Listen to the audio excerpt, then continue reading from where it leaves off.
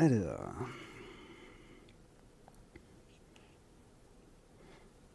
tac. Voilà, ça marche. Ouais, voilà. Donc bonsoir. Donc moi c'est Laurent. Donc je suis développeur front-end depuis presque 3 ans chez SWAT. Et avant ça, j'ai fait un petit peu de trucs genre du HTML, intégration, du backbone. Et donc depuis 1 an et demi à peu près, là je fais du Angular, JS, sur site, sur ma troisième mission Angular en fait. Et il y a 1 semaine et demie, on m'a demandé de faire une formation Angular 2. Voilà.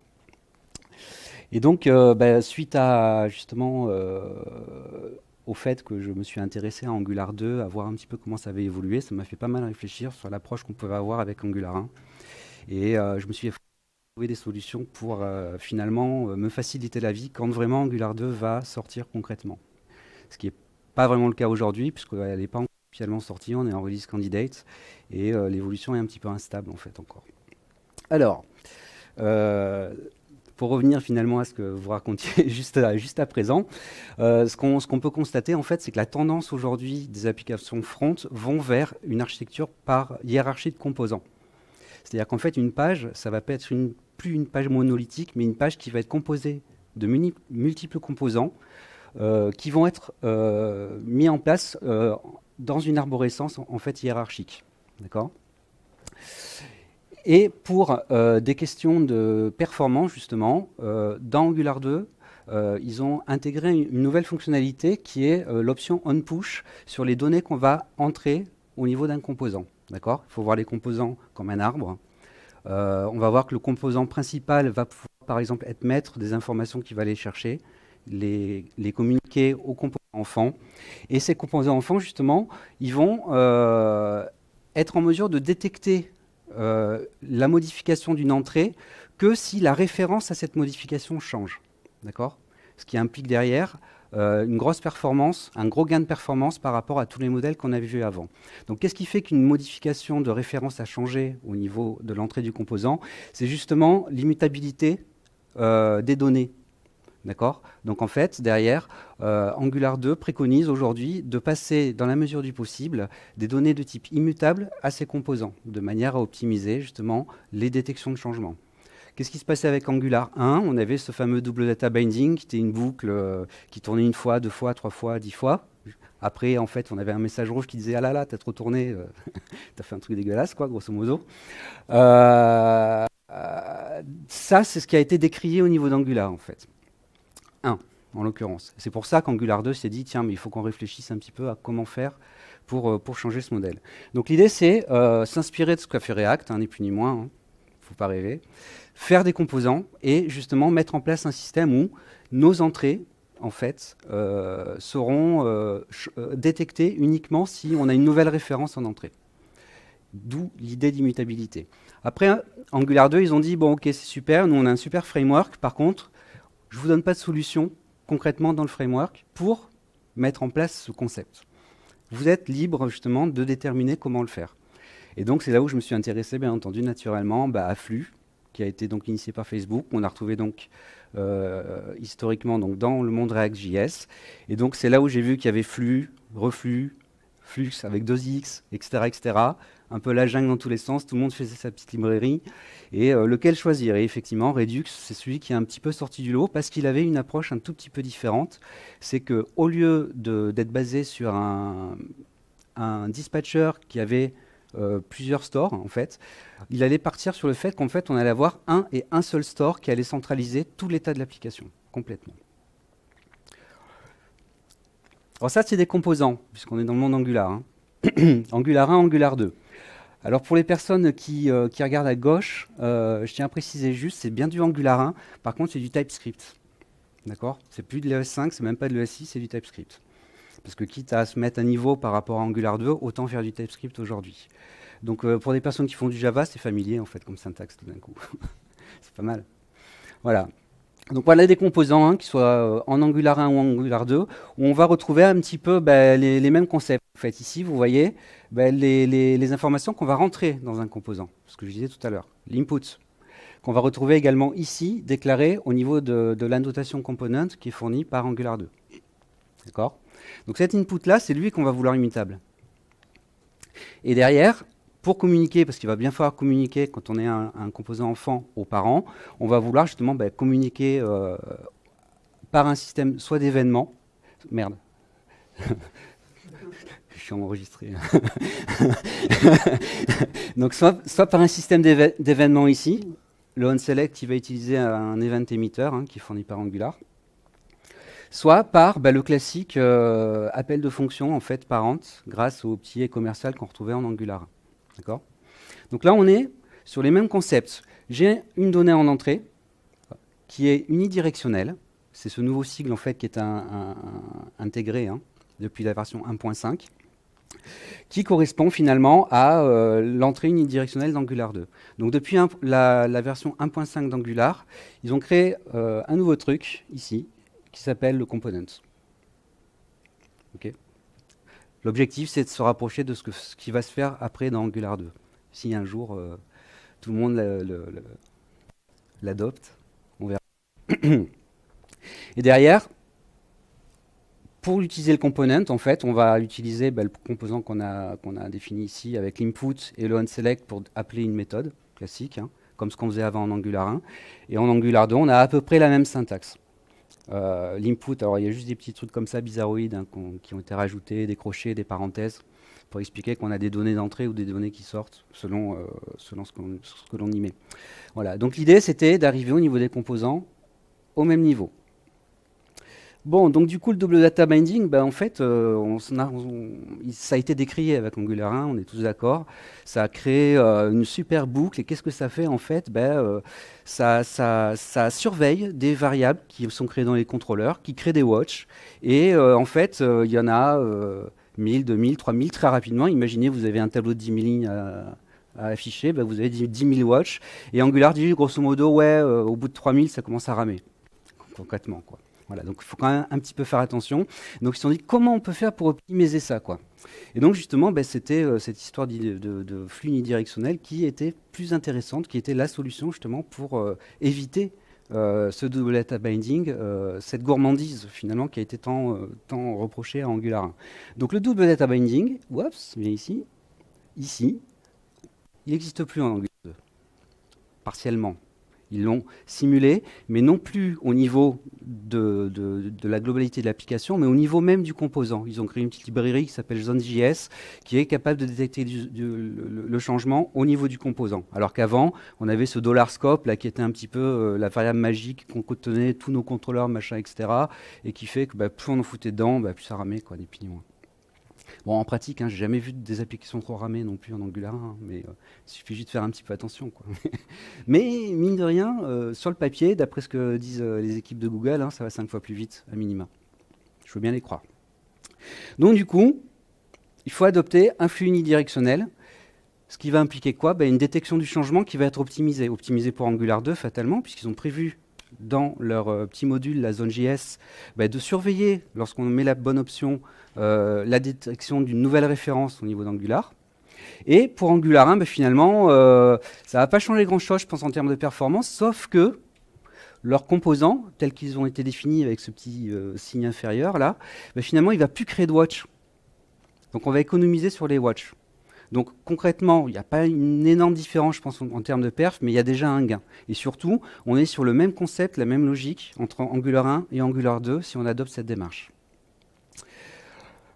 Donc flux unidirectionnel, on a parlé de flux tout à l'heure un petit peu en long et en large, et donc on va pouvoir adopter Redux, qui est donc une librairie qui est agnostique de framework, qui peut être utilisé à la base. C'est une librairie qu'on peut installer comme ça, installer avec n'importe quoi. Je dirais, on pourrait faire du jQuery avec, pourquoi pas.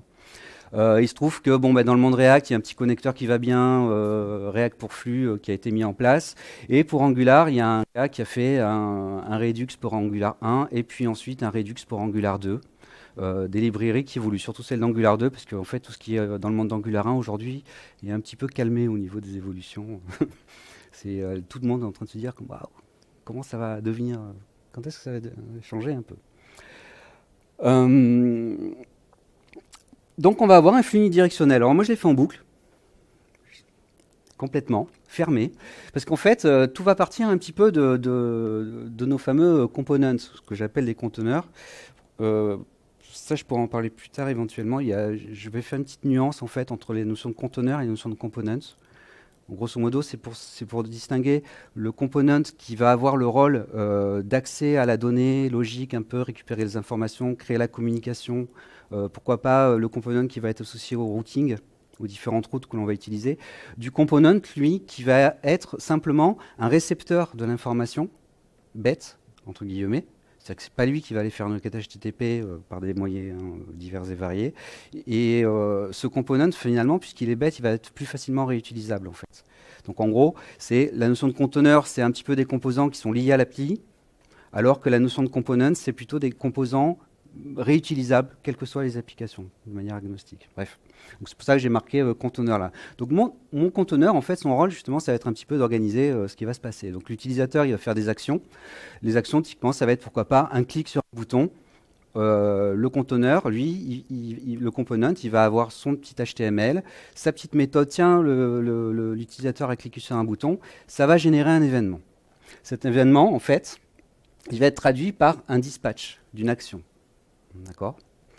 Cette action, elle va être envoyée à des actions créateurs. J'en parle maintenant directement, hein, puisqu'en fait, c'est des thèmes qu'on a déjà abordés tout à l'heure. C'est une bonne transition.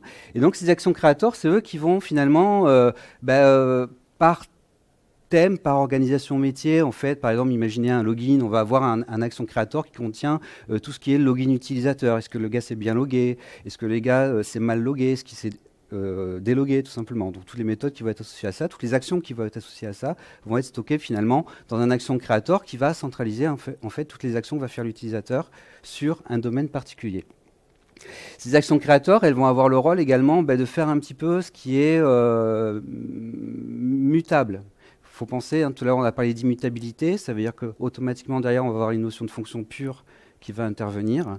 Les actions créateurs, elles vont être chargées finalement de la mutabilité, un petit peu, on va dire, de l'impureté de l'application. Par exemple, aller chercher une information par une requête HTTP. Et en plus, juste avant, on peut rajouter optionnellement des middleware qui peuvent nous permettre de gérer tout ce qui est, pourquoi pas, appel asynchrone. D'accord ? Il faut penser, par exemple, quand on fait une requête HTTP, il va y avoir une action qui dit « j'initie ma requête HTTP ». Ensuite, j'exécute ma requête HTTP qui est une promise, donc elle va répondre dans 10 ans si le backend est mal foutu.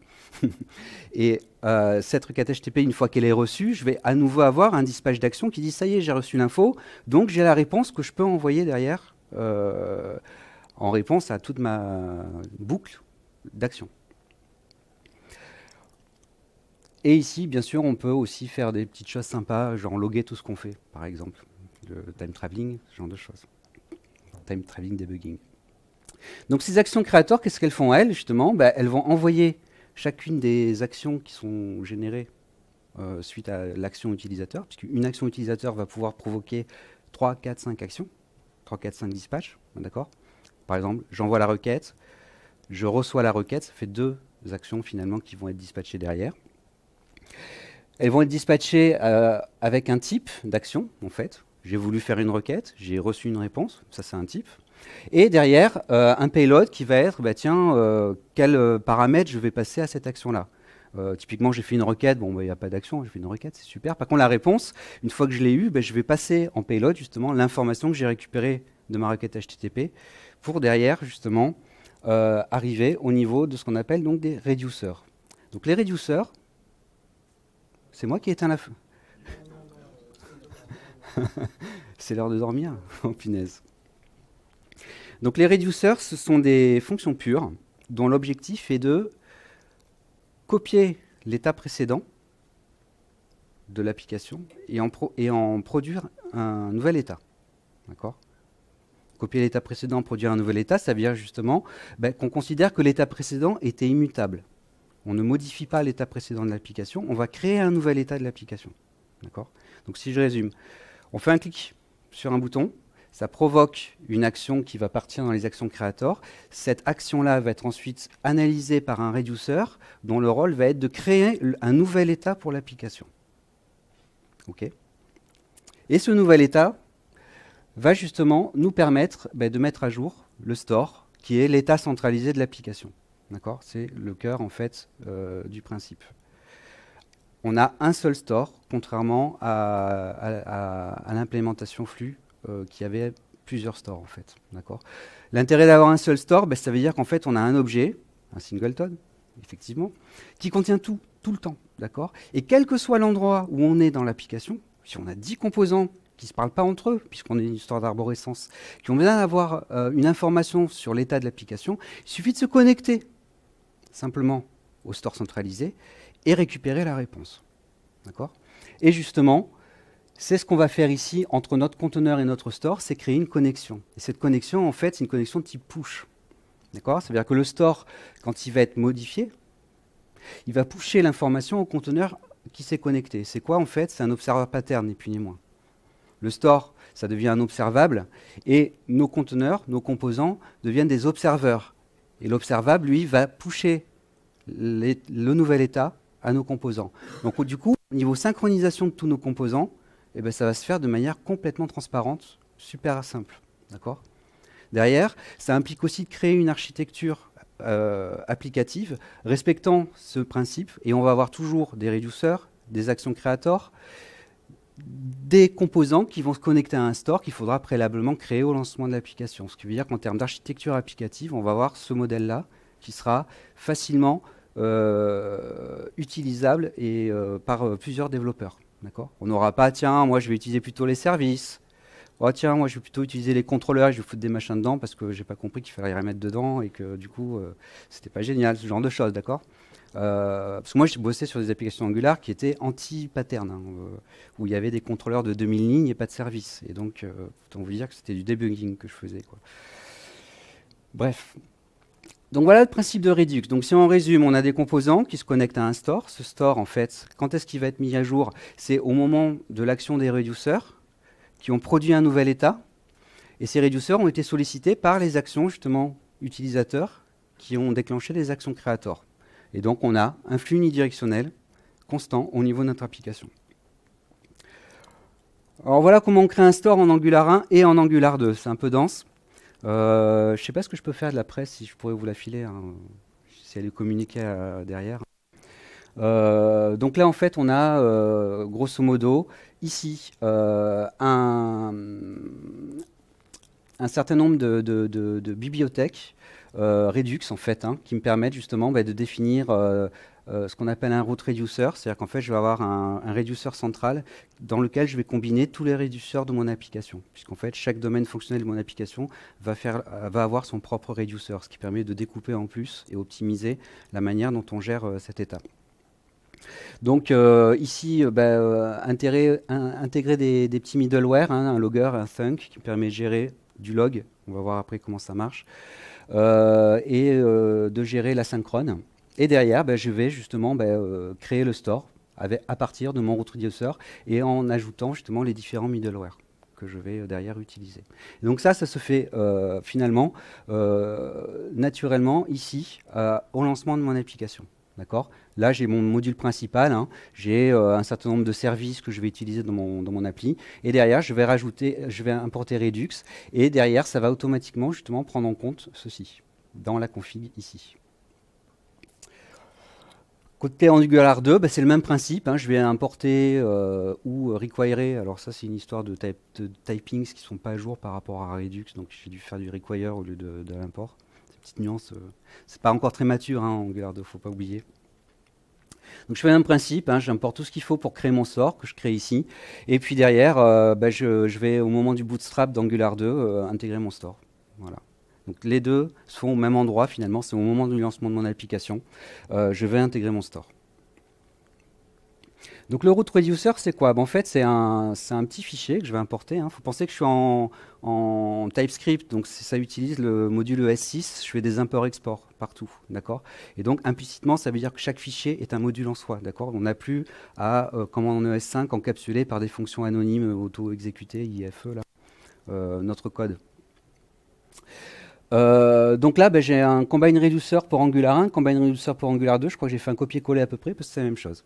Pourquoi? Parce que c'est simplement, je crée une variable route reducer que je vais ensuite exporter, et c'est ça qui va être utilisé au moment de la création du store. Pratique. Donc là, je suis content parce que c'est-à-dire que le jour où je passerai Angular 2, j'ai pas de travail à faire. Les reducers, ça va être le même principe. On va avoir quoi? On va avoir ici un gros switch qui va analyser toutes les actions qui sont passées au reducer. D'accord? Est-ce que la personne a fait une requête de login? Auquel cas, je vais avoir une action qui dit « Ok, j'envoie ma requête HTTP ». Ensuite, je vais avoir un case qui va dire « J'ai un case qui correspond à la réponse qui a été faite par l'envoi de la requête HTTP ». Donc, chaque case de mon switch, en fait, va analyser justement les actions qui sont faites.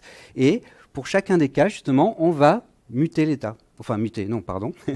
On va créer un nouvel état à partir de l'ancien. Donc là, en l'occurrence, avec ceci, je fais un return object assign. Alors ça, c'est un truc ES6. Hein. Ça me permet de créer un nouvel objet à partir de l'ancien, qui me permet justement de modifier l'état précédent sans le toucher. Je crée un nouvel état, en fait. Et donc, avec Redux, il faut impérativement toujours penser à fournir un nouvel état. D'accord ? Il y a des plugins même qui le contrôlent, en fait. Ça ne le fait pas naturellement par défaut, hein, pour Angular en tout cas. Je ne sais pas pour le plugin Redux, pour le plugin React si ça le fait, mais... Donc pour Angular, après on verra que c'est facile de vérifier si on a bien muté, si on a bien renvoyé un état non muté. Et tout à la fin en fait de chaque reducer, il faut retourner l'état par défaut. Pourquoi? Parce que c'est un petit peu comme tout à l'heure flux. Si on a 10 reducers, en fait, lorsqu'on fait une action, les 10 reducers sont sollicités, puisqu'en fait on les a combinés dans une seule grosse fonction finalement, et il va regarder toutes les actions qui ont été faites et tomber sur le bon case ici en fonction de l'action qui a été passée. Et pour Angular 2, en fait, on a pareil. Pourquoi? Parce que c'est des fonctions pures. Donc là, je suis dans le cadre pur fonctionnel. Je suis limite agnostique de tout framework. Ce sont des fonctions. Dont l'objet donc est de créer un nouvel état. Alors ça, en plus, c'est vachement pratique de faire ça. C'est que c'est super simple à tester en termes de test unitaire. C'est ce qu'il y a de plus simple. On n'a rien à moquer et tout ça, puisque c'est des fonctions pures. C'est génial.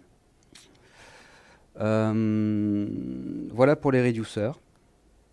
Les actions créateurs ensuite derrière, donc il faut rappeler, hein, le mec qui va faire un clic, il va appeler une action. Ça va être quoi finalement? Ça va être des services. Donc là on a un service Angular en fait, hein, qui est un action créateur, qui va avoir dedans tout un tas de méthodes qui correspondent à l'initialisation d'un état, enfin à l'initialisation de l'application, pourquoi pas au lancement de l'application, à une action là qui est de type tiens j'envoie un événement. Ici, un autre événement, on verra pourquoi ça s'appelle usine et tout ça, c'est l'application que j'ai faite. Un tout petit truc, hein, un tout petit plugin. Hein. Il y a des roues qui tournent en fait, en fonction des clics. Voilà, donc en gros, les actions créateurs, ce seront un service qui vont centraliser finalement toutes les méthodes qui nous permettent de générer, dispatcher des actions en fait. Et c'est ça qui va être appelé justement nos fameux composants. Notre composant va avoir pour rôle de dire ah tiens, quand l'utilisateur a cliqué sur un bouton, ça va appeler une de ces méthodes, ni plus ni moins. Et là, grosso modo, c'est pareil, hein, vu que je fais là maintenant du TypeScript avec Angular, comme on est à peu près, j'utilise des services uniquement, c'est pareil, j'ai oublié les factories et tout ça, les objets initiaux d'Angular, puisqu'ils disparaissent. Je suis quasiment au même code, quoi. Hein. Il y a juste que là, ici, il faut créer le service dans un module, alors que là, il y a un petit truc injectable qu'il faut rajouter ici. C'est une annotation injectable qui dit que mon service peut devenir injectable, justement, en termes d'injection de dépendance dans un autre service ou dans un composant. Les actions créateurs. Et là, derrière, j'ai enfin les composants qui vont avoir justement pour rôle de se connecter au store. Ici, j'ai une petite méthode. Alors le service $ngredux, hein, c'est un service qui est fourni par la bibliothèque ngredux, d'accord, qui est un plugin qui facilite en fait l'utilisation de Redux, ni plus ni moins. Donc je me connecte au store et pour chaque mise à jour du store, en fait, je vais mapper this, qui est en fait mon objet, à justement ce que m'a renvoyé le reducer. Et derrière ici, j'ai justement une variable usine qui va récupérer en fait le contenu de l'usine reducer une fois qu'un nouvel état a été fourni. Okay. Et donc le fait de mettre ça en place ici, la connexion, plus derrière ce map, ça permet simplement de dire au niveau du composant, quand il y a eu une action qui a créé un nouvel état, c'est automatiquement impacté au niveau de la vue. On n'a plus rien à faire, on n'a pas de détection de watch, machin, comme ça, comme on avait avant avec Angular 1. Donc c'est super simple à mettre en œuvre. On voit qu'il n'y a vraiment pas grand-chose à faire au niveau du code derrière, au niveau de nos composants. Et en Angular 2, c'est le même principe. J'ai ici, pareil, un ngRedux, une connexion, un map state to this pareil qui permet de se connecter à un réduceur, de récupérer l'information. Et dans les deux cas, en fait, ça va être envoyé ici au niveau du template, ni plus ni moins. Donc là, c'est pareil, de passer de l'un à l'autre, c'est super simple, au final. Et je trouve que c'est super satisfaisant finalement, parce que si on part aujourd'hui sur du Angular 1, parce qu'aujourd'hui les boîtes vont utiliser Angular 1 parce que Angular 2, elles ne vont pas encore avoir confiance dans sa pérennité, puisque c'est que en release candidate, que c'est instable, qu'il y a des trucs qui ne marchent pas bien, il y a des trucs qui évoluent. Je l'ai testé récemment, j'ai eu des petits couacs en formation, d'ailleurs en plein milieu de la formation, j'ai eu un petit couac, un truc qui ne marchait plus parce qu'ils avaient mis à jour un truc la veille. Donc, c'est couillon, des petits détails, mais bon, c'est toujours agaçant de se dire tiens, c'est en prod et il y a un machin qui plante, tu as perdu 2 milliards d'euros parce que tu es dans une banque et donc non, ils veulent pas, quoi. Donc en fait, on fait du Angular 1, mais par contre, adopter finalement certaines architectures à base de TypeScript et de Redux, ça permet d'être bien d'équerre avec la manière dont Angular va devenir probablement l'année prochaine plutôt. L'année dernière, non, c'était pas encore si, ils en parlaient déjà, mais plutôt l'année prochaine en fait. Et entre parenthèses, rien ne m'empêche de dire, tiens, ok, je fais ça, j'ai envie de faire du React derrière, pourquoi pas, j'ai la même architecture applicative qui est basée sur un flux unidirectionnel, etc. Et qu'est-ce que j'ai finalement? J'ai des composants qui passent par cette mécanique-là pour justement réaliser une action. Donc je fais du Redux avec React ou Angular 1 ou Angular 2 ou Backbone, parce que ça existe aussi avec Backbone. Finalement, on est sur la même logique applicative. C'est plus facile de passer d'une architecture à une autre avec les évolutions technologiques. Voilà, donc je vous ai mis là des petites ressources. Donc c'est la doc Redux, les deux plugins ici. Ici, il y a un GitHub LS, alors c'est un L là, c'est LSAN75. C'est qui contient les deux petits exos que j'ai fait pour justement vous faire une démo. Et voilà. Et c'est un truc que j'ai appelé usine. Pourquoi? Parce que ça ressemble à une usine. Enfin, j'ai mis une petite code d'usine et puis. Je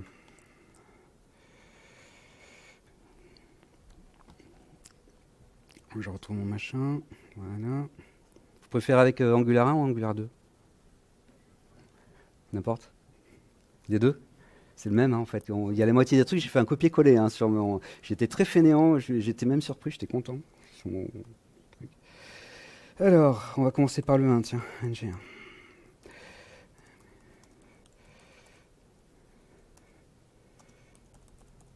Tac. Alors, petite parenthèse, j'utilise aussi Webpack avec Angular 1 et Angular 2. Donc.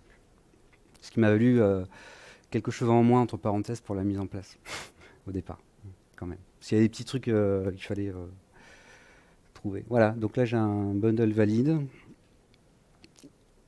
Donc je me lance en localhost 9000.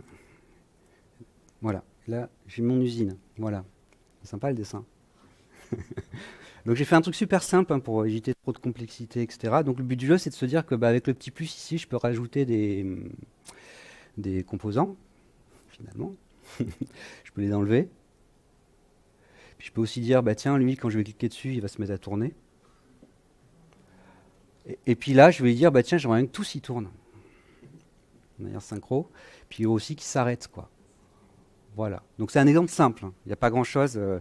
C'est un peu tape à l'œil parce que ça tourne, mais c'est juste une CSS qui fait un rotate. Non, il ne faut pas croire que c'est super violent. C'est très simple. Et donc, ce qu'il faut bien voir ici, c'est qu'en fait, ici, déjà, à la base, j'ai un conteneur qui est mon appli. Et j'ai deux composants, l'usine avec les puces moins, etc., plus le machin dessous. Deux composants, finalement, qui sont complètement indépendants l'un de l'autre, qui ont pas de lien direct, même s'ils sont verticaux comme ça. En fait, il fallait trouver justement un système qui dise, tiens, mes deux composants-là, il faut qu'ils communiquent entre eux. Au moment où j'appuie sur le plus du machin à gauche, là, il faut que le truc à droite, il en ajoute un. Au moment où je clique sur le machin ici, il faut qu'il se mette à tourner et que l'autre il comprenne qu'il est en train de tourner aussi. On ne sait jamais parce que si tu cliques sur plus partout, il faut que tout se mette à tourner en même temps, etc. Ok. Et c'est pareil, je lui dis arrête, arrête tout, il va falloir que tout s'arrête. Donc cette communication-là, elle se fait justement par quoi? Par le store qui a été créé initialement, qui contient l'état complet de l'application. L'état complet de l'application, c'est quoi? C'est finalement la liste finalement des composants que j'ai, est-ce qu'ils tournent ou pas? Pas grand-chose. Hein. Et donc voilà ce que ça donne au niveau du code derrière. On peut le détailler alors, de deux manières. Premièrement, à partir de la console, je vais la réinitialiser comme ça. Je vais faire un petit coup d'F5. Et là, c'est ça aussi la magie de Redux, c'est qu'ici, pan, voilà, j'ai lancé mon appli. Et grâce au petit logger que j'ai paramétré tout à l'heure, je connais l'état précédent de l'appli suite à une action qui est usine add. Et derrière, j'ai le nouvel état de mon application. En usine add, c'est quoi? C'est moi qui ai décidé au niveau de mon application d'initialiser mon bloc là avec un premier composant, là, la petite loupiote, le machin qui tourne. D'accord. Et donc derrière, on voit bien ici. Donc j'ai qu'un reducer, hein, parce que c'est un truc très simple, mais il n'y a aucun problème à avoir autant de reducers que de domaines applicatifs dans l'API. Hein. Ici, on voit qu'ici, j'ai un état global running, ça veut dire est-ce qu'ils tournent tous ou pas, etc. Et puis là, j'ai des roues. On voit que par défaut, les roues, il n'y en avait pas. D'accord. Et que le fait de faire add, en fait, me permet de dire, tiens, il y a un nouvel état qui a été généré avec un objet qui a été ajouté, qui a un état running false, parce qu'il ne tourne pas. Quoi. Okay. Et donc derrière, si je fais ça, pop, c'est pareil, c'est associé à une action. Donc il faut voir, hein, quand je fais clic, ça déclenche une action créateur qui va dire tiens, il faut modifier le fait que machin il doit se mettre à tourner.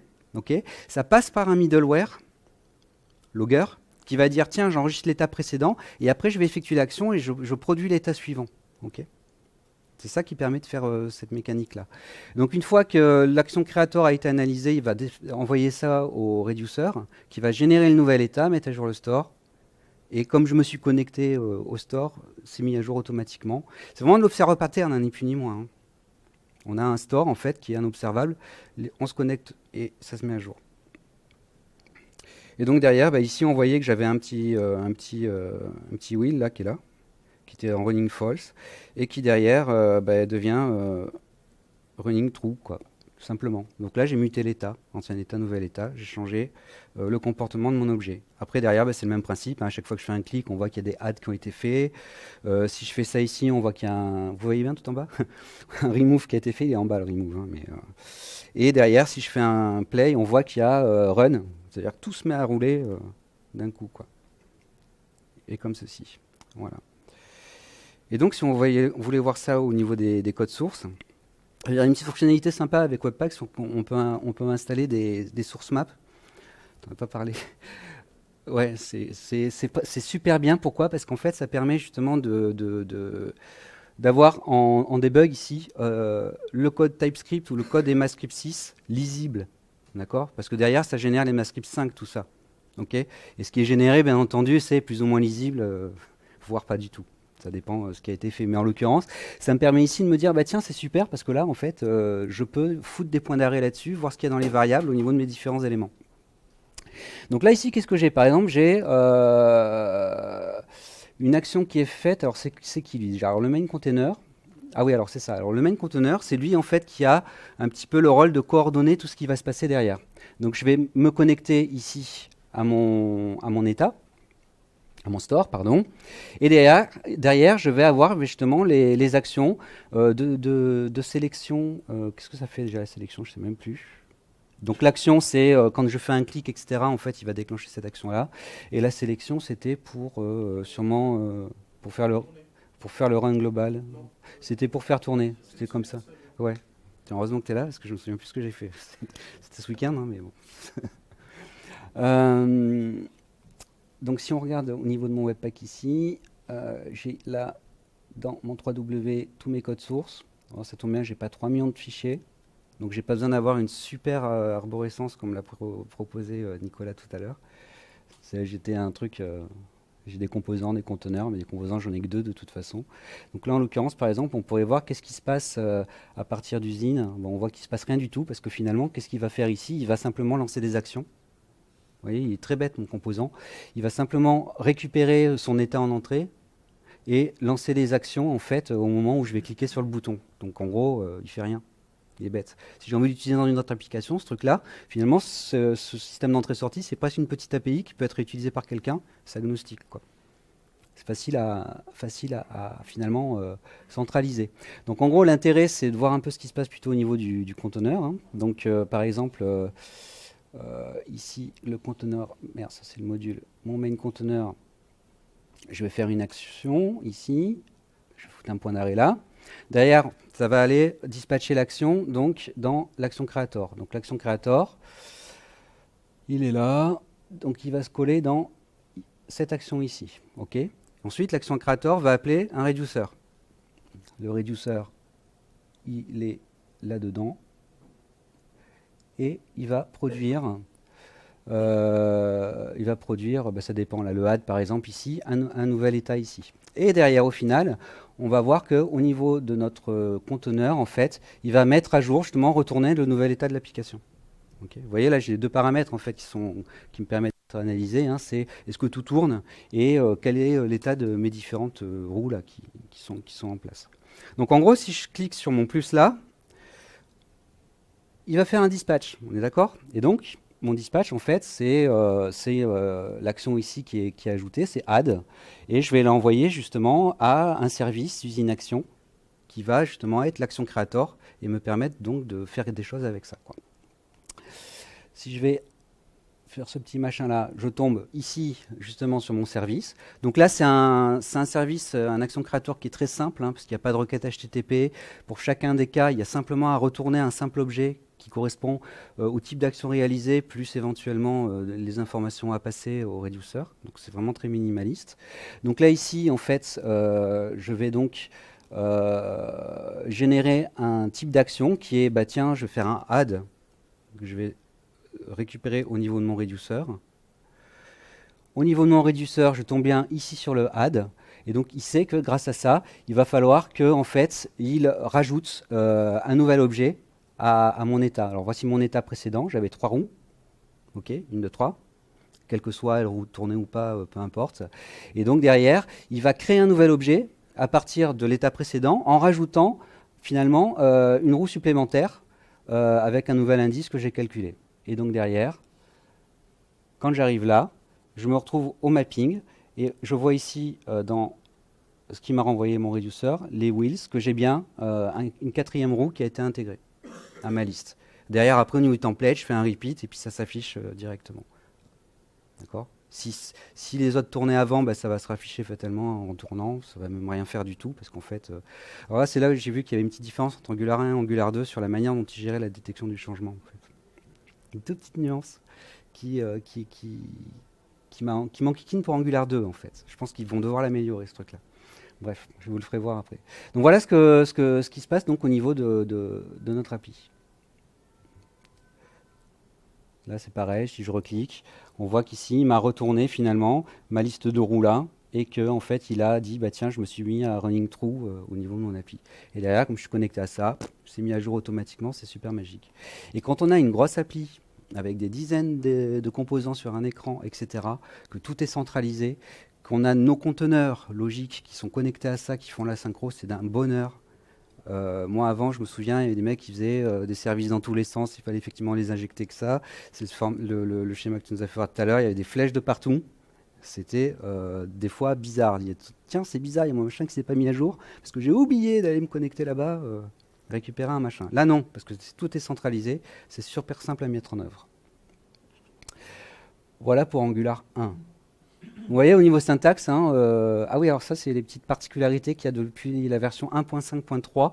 C'est des hooks, ça n'existait pas avant dans Angular. C'est des méthodes en init, on destroy, qui permettent justement de dire, tiens, à l'initialisation du composant, au moment où en fait il est créé, je veux faire quelque chose à l'instanciation, et au moment de la désinstanciation, genre on l'a viré, on fait autre chose, machin, etc. Bah tiens, on va également déclencher quelque chose. Et donc je pense toujours en fait à la désinstanciation des composants, de me déconnecter de mon store, parce que sinon bah, je fais une fuite de mémoire, quoi, ni plus ni moins. Des petites choses qu'il y a dans Angular quand on ne fait pas gaffe. Ces histoires de connexion, déconnexion, changer de route, ce genre de choses. En fait, si on s'amuse à accrocher des trucs qu'on oublie de les nettoyer, bah, on a des fuites mémoire. Voilà. Donc j'ai plus de scope. On est Angular 1, j'ai plus de scope. Ça c'est pas mal aussi. Et ça tourne toujours. On arrête là. Je vais arrêter ici. Arrêter ici. Et alors ne vous attendez pas à des choses superbes pour la suite, c'est la même chose en fait. Hein.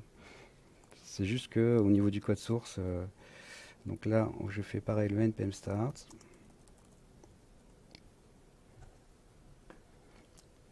C'est pas mal Webpack. Hein. Moi je faisais du gulp avant que je faisais du grunt. Et en fait, gulp, il y avait des fichiers comme ça quoi, dans les applis. Quoi. Et Webpack, c'est comme ça en fait. Ils ont bien pensé leur truc quand même. Effectivement, la V2 va apporter en plus de la perf. Voilà, ça y est, ça tourne aussi. Localhost. Voilà. Surprise. Il est pas beau le composant, c'est le même. Et derrière, je vais me remettre au niveau de mes outils. Je vais refaire la même mécanique. Voilà. J'ai mon petit bundle, j'ai mon Webpack, mon dossier Webpack, mon petit W, mes JS, mon conteneur. Donc là, pourquoi il a déjà des points d'arrêt? Ah, il a gardé les points d'arrêt tout à l'heure. C'est marrant ça. Ouais, puis c'est aussi le même localhost. Ouais, il a dû garder les mêmes. Ah, tiens. Ça m'arrive rarement hein, sur site de passer d'Angular 1 à Angular 2 sur le même code en fait aussi, il faut dire. Je sais pas si vous le faites de temps en temps. Mais... N'importe quoi. Je suis enregistré, hein, je vous le rappelle. Donc là c'est pareil, je mets mes points d'arrêt. Le reducer, ben là c'est pareil, j'ai fait un copier-coller quasi quoi. Bah, c'est bien, il a gardé le point d'arrêt au bon endroit. Ah non, c'est le remove. C'est parce qu'en fait, en haut, j'ai moins de trucs, peut-être. Ouais, parce que j'avais foutu des interfaces et tout ça pour un peu typer. Parce que ça, c'est TypeScript, ça permet de typer le JavaScript, en fait. Ça permet essayer de faire moins de bêtises de temps en temps. Le truc là, l'action, elle est là, bien là. Donc on va juste le mettre sur le return. Donc j'ai le conteneur, le machin. J'ai rien oublié. Component, on s'en moque. Ouais, ça doit être ça à peu près. Et donc, si je fais un plus ici, pack, voilà, c'est pareil. J'ai mon event add. Donc là, j'étais vachement imaginatif hein, de passer de la V1 à la V2. Je sais plus dans quel sens je l'ai fait, mais je peux vous dire que la V1, je l'ai fait pendant un certain temps. Et la V2, je l'ai faite en 2 minutes en fait. C'est ça qui est pratique. Voilà, on va sur le reducer qui fait exactement la même chose parce que c'est un gros copier-coller pas beau. J'aurais pu modulariser entre un et deux, mais je sais pas comment. Enfin, voilà, et donc je retourne mon usine reducer. Ah tiens, je l'ai pas foutu pareil là. Parce que tout à l'heure j'avais usine et wheel, et puis là j'ai tout foutu dans un seul objet. Bon, voilà. C'est un état centralisé. Bon, ce qui revient au même. Hein. Donc là je vais avoir effectivement une deuxième petite roue qui ne tourne pas. Tac. Et puis derrière, bah, c'est pareil. Hein. Si j'envoie ça, il fait l'action. Donc là il va laisser tomber. Voilà, il va directement retourner l'état et puis ça se met à tourner. Voilà. Donc la petite nuance entre la version 1 et la version 2, c'est que pour ça, en fait, j'utilise un truc qui s'appelle ngFor pour faire la boucle de composants. En Angular, ça s'appelle ngRepeat pour, c'est pareil, faire la boucle de composants. Et la différence, c'est que le ngRepeat, en fait, au niveau de la détection du changement, il est capable de dire, ah bah tiens, j'existais déjà, en fait, je vais juste mettre à jour le true false. D'accord ? Alors que Angular 2, avec le système onPush, il dit, ah tiens, tu as changé de référence, pum, je te vire le composant, parce que je suis dans la boucle ngFor, hein, spécifiquement. Je te vire le composant, je te le recrée. Et donc, je suis désinstancié, réinstancié. Et donc, avec Angular 1, on ne le voyait peut-être pas, il y avait une espèce de petit effet d'animation, en fait, au moment où on cliquait, etc., un petit fade-in, etc., qu'on ne peut pas avoir avec Angular 2, du fait de ce truc-là, ou il faut le faire autrement, en tout cas. Voilà, petite particularité.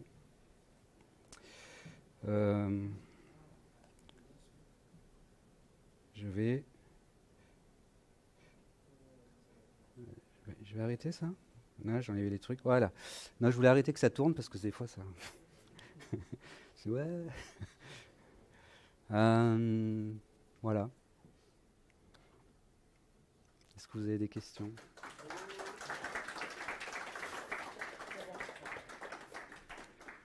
Donc entre parenthèses, je travaille actuellement chez Amundi, qui est une filiale du Crédit Agricole.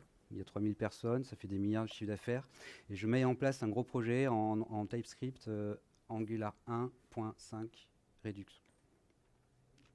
Voilà. C'est en cours de dev, hein, bien sûr, mais et demain je fais une presse de 2 heures d'ailleurs là-dessus, à 15 personnes, pour essayer de prêcher la bonne parole en fait sur l'orientation.